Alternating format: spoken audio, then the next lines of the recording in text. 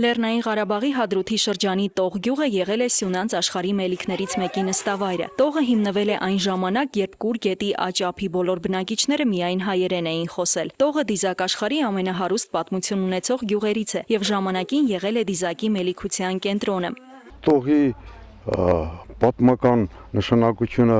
իրեն բնական տեսարժան վայրերով, իներ ռազմական նշանակությամբ այնպիսի դիրքում է կառուցված եղել հնադարերից սկսած շատ հնագույն գյուղ լինելով հանդերձ,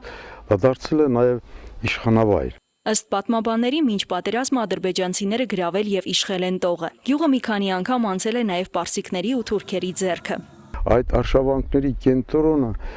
Տողի վրա է եղել եւ Տողի վրա հարձակումները շատ են եղել, բայց այնուամենայնիվ ժողովուրդը ամուր կարճեց իրեն հողին։ Արցախյան գոյամարտի տարիներին Տողը կրկին ենթարկվել է ավերածությունների։ Այստեղից ադրբեջանցիներն ինքնակամ են հեռացել, հասկանալով, որ չեն կարողանա դիմադրել հայերի կազմակերպված պաշտպանությանը։ 91 թվականի օկտեմբերի 30-ին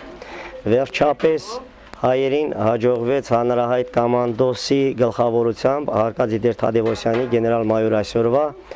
կազմակերպել Տողի ազատագրումը, որը փայլուն ավարտ ունեցավ։ Ի զարմանս բոլորի, նույնիսկ Հայաստանում, Արցախում զարմացել էին, որ հրամանտար Տողը գրավել է առանց զոհերի, այնքան գեղեցիկ եւ այդ սարալանջից վերցնելով իրենց հյուր հրազենը կարողացավ բացել սահմանը, այդ հարավային հատվածից ադրբեջանցիներ հեռացան։ Պատերազմից անցել է արդեն 20 տարի, սակայն Տողի բնակիչների հիշողությունից չի ջնջվել հեռավոր այդ սարսափելի օրերի դրվագները, բայց այսօր նրանք հպարտ են, ապրում են անկախ եւ խաղաղ երկրում։ Այժմ արդեն գրեթե 20 տարի է մենք ապրում ենք հայեցի, հայավարի, միայն բարևի դեմ բարևն է խոսում, այսինքն մենք չենք աղավաղի մեր լեզուն, մեր հայկական ավանդույթները։ Գյուղում արտագաղթ չկա, ներգաղթողների մեծ թիվ է արձանագրվել։ Վերջին 3-4 տարիների ընթացքում 15-ից 20 ընտանիք է վերադարձել Տող։ Այսօրվա վիճակով գյուղը ունի 765 բնակիչ, գործում է դպրոց, մանկապարտեզ, ունենք նաև արվեստի դպրոց,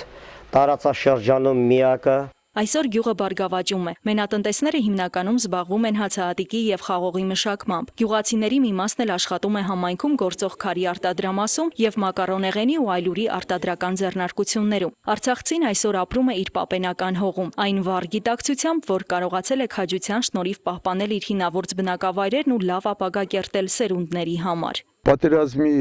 հնարավորությունը բացառվում այսօրվա դրությամբ, լիովին է բացատրվում, որովհետև մեր երդվյալ թշնամիները շատ լավ գիտեն մեր ռազմական ուժը,